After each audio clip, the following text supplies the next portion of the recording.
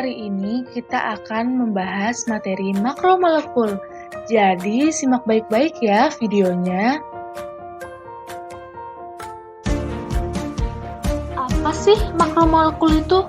Dan apa aja ya yang termasuk ke dalam makromolekul?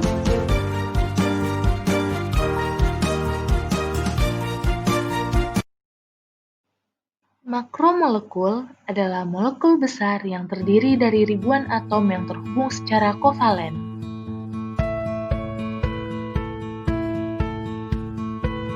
Satu, karbohidrat. Kalian pasti penasaran kan mengenai karbohidrat?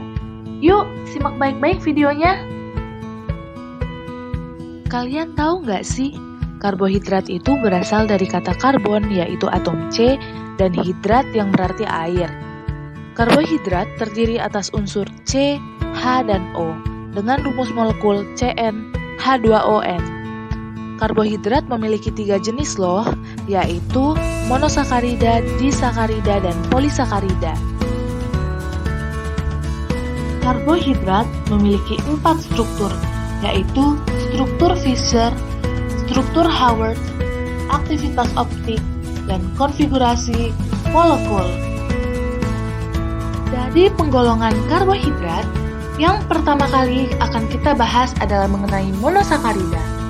Monosakarida adalah karbohidrat yang paling sederhana karena hanya terdiri atas satu unit sakarida. Monosakarida ini dapat dikelompokkan berdasarkan letak gugus karbonilnya loh. Jika letak gugus karbonil di ujung, berarti monosakaridanya digolongkan ke dalam golongan aldosa.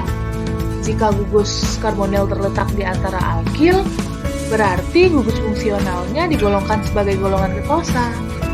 Contoh dari monosakarida ialah glukosa, galaktosa, fruktosa, sakarosa, dan maltosa.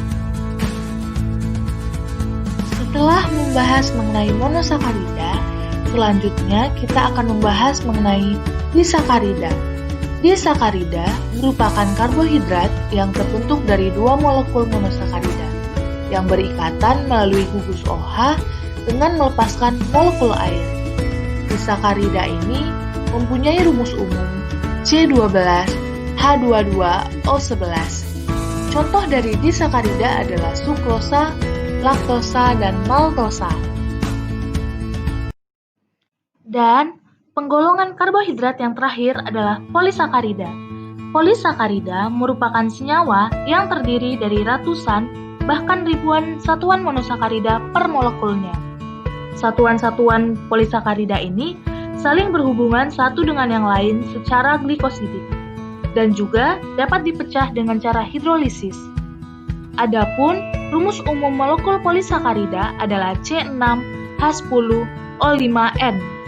Dan contoh dari polisakarida yaitu glikogen, amilum, selulosa, dan dekstrin.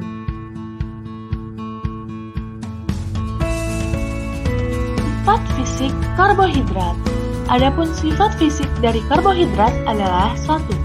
Pada suhu kamar, karbohidrat berupa zat padat. 2. Kebanyakan senyawanya tidak berwarna dan memiliki struktur bubuk. Yang ketiga, berupa zat padat amorf seperti pati. 4. Berupa serat yang bersifat basa seperti selulosa. Kelima, sebagian besar karbohidrat memiliki sifat dapat memutar bidang polarisasi cahaya. Dan yang keenam, memiliki stereoisomer, yaitu senyawa-senyawa yang memiliki rumus struktur sama, akan tetapi konfigurasinya berbeda. Selain sifat fisik karbohidrat, kita juga akan membahas sifat kimia karbohidrat. Adapun sifat-sifat kimia karbohidrat adalah 1. Jumlah isomer ruang karbohidrat yaitu 2 pangkat N, dengan N menyatakan jumlah atom C asimetris.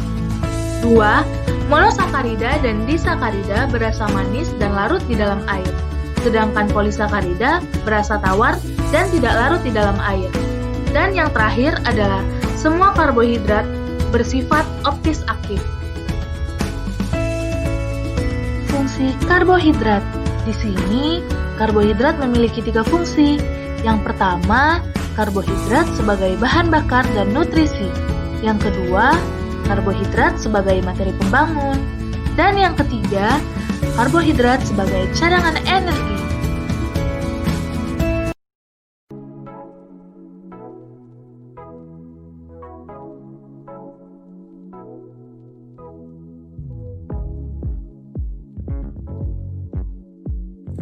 Protein. Protein adalah senyawa polipeptida yang dihasilkan dari polimerasi asam amino antar molekul. Asam amino yang saling berikatan membentuk protein dan terdapat ikatan kovalen yang disebut sebagai ikatan peptida. Ikatan peptida ini terjadi antara atom C dari gugus COOH dengan atom N dari gugus NH2. Struktur protein. Struktur protein dibagi ke dalam 4 tingkatan loh. Yang pertama, struktur primer, yaitu urut-urutan asam amino dalam rantai polipeptida. Yang kedua, struktur sekunder, yaitu susunan rantai polipeptida menggulung seperti spiral ataupun berbaris bersisian oleh karena adanya gaya-gaya non-kovalen, seperti ikatan hidrogen. Yang ketiga, struktur tersier, yaitu susunan 3 dimensi dari struktur sekunder yang terbentuk melalui ikatan hidrogen, ikatan disulfida, interaksi hidrofobik, serta ikatan ion. Dan yang keempat adalah struktur kuartener, yaitu susunan 3 dimensi yang terdiri atas beberapa rantai peptida. Penggolongan protein. Berdasarkan sumbernya, protein dibagi menjadi 2, yaitu 1. Protein hewani, yaitu protein yang berasal dari hewan. Contohnya adalah daging ayam, daging sapi, susu, dan lain-lain. 2. Protein nabati, yaitu protein yang berasal dari tumbuh-tumbuhan. Contohnya jagung, kacang kedelai, dan lain-lain. Selain itu, ada juga penggolongan protein berdasarkan hasil hidrolisanya, yaitu 1. Protein tunggal, yaitu hasil hidrolisa dari asam-asam amino. Contohnya adalah albumin, globulin, dan keratin. 2. Protein jamak, yaitu protein yang mengandung senyawa lain yang non-protein. Hasil hidrolisanya asam amino dan bukan asam amino. Contohnya glikoprotein pada hati dan kasein pada susu. Selanjutnya, penggolongan protein berdasarkan fungsi protein, yaitu penyusun enzim, protein pengangkut, protein pembangun, protein otot, protein pertahanan tubuh, protein hormon, dan protein makanan. Sifat fisik protein. Adapun sifat fisik protein adalah protein tidak berwarna dan hambar, protein bersifat homogen dan kristal, protein memiliki bentuk yang sangat bervariasi, dan memiliki ukuran yang besar, sehingga protein menunjukkan banyak sifat koloid. Tidak hanya sifat koloid, protein juga menunjukkan efek Tyndall loh. Kelarutan protein pun tergantung pada pH-nya. Tingkat difusi protein itu sangat lambat, sehingga protein dapat bertindak sebagai asam dan alkali. Struktur protein terdiri dari 2 pola yang berbeda. Semua protein menunjukkan bidang cahaya terpolarisasi ke kiri, dan yang terakhir, protein seperti asam amino menunjukkan amfoter, yaitu properti. Selain sifat fisik, protein juga memiliki sifat kimia. Adapun sifat kimia protein adalah 1. Protein ketika dihidrolisis oleh asam, seperti asam pekat asam klorida hasil amino dalam bentuk hidroklorida. 2. Ketika protein dihidrolisis dengan alkali, dapat menyebabkan hidrolisis asam amino tertentu seperti arginin, sistein, serin, dan lain-lain, juga aktivitas optik dari asam amino yang hilang. 3. Protein yang bereaksi dengan alkohol memberikan ester yang sesuai. Proses ini dikenal dengan esterifikasi.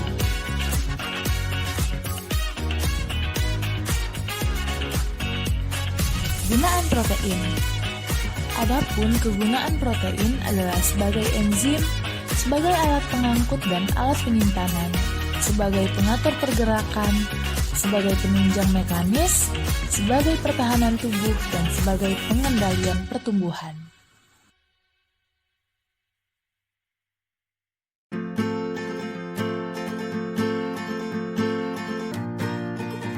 Lemak. Lemak adalah ester dari gliserol dengan asam-asam karboksilat suku tinggi. Asam penyusun lemak disebut asam lemak. Asam lemak yang ada di alam adalah asam palmitat, asam stearat, asam oleat, dan asam linoleat.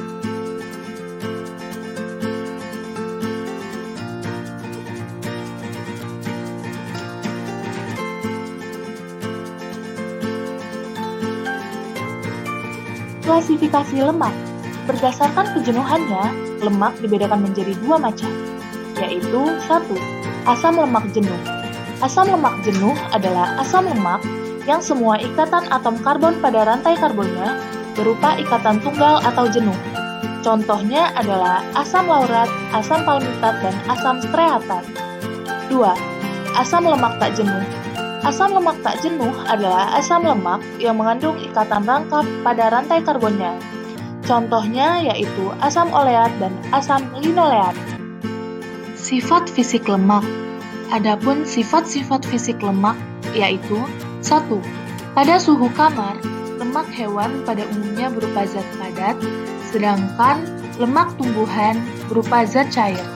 2. Lemak yang memiliki titik lebur tinggi mengandung asam lemak jenuh. Begitu juga sebaliknya.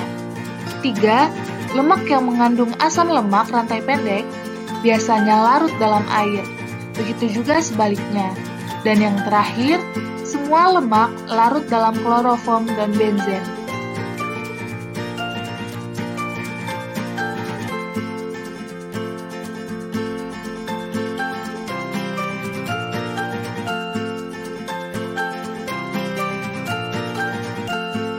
Sifat fisik, lemak juga ada sifat kimianya loh. Adapun sifat kimia lemak adalah 1. Reaksi penyabunan atau saponifikasi, 2. Halogenasi, dan 3. Hidrogenasi.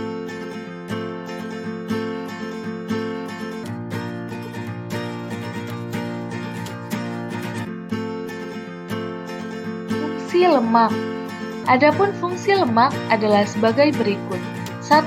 Sumber energi bagi tubuh. Lemak dalam tubuh berfungsi sebagai cadangan makanan atau sumber energi. Lemak adalah bahan makanan yang kaya akan energi.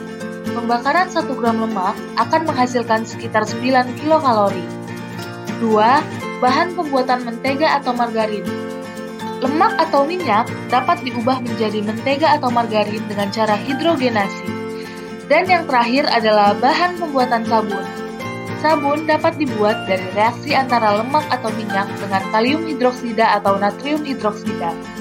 Sabun yang mengandung logam natrium disebut sabun keras dan sering disebut dengan sabun cuci. Sedangkan sabun yang mengandung logam kalium disebut sabun lunak dan di kehidupan sehari-hari dikenal dengan sebutan sabun mandi.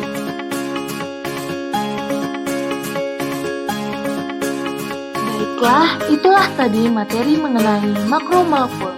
Semoga materi yang diberikan bisa dipahami dengan baik dan bisa menambah wawasan kalian mengenai makromolekul. Sampai jumpa di video selanjutnya.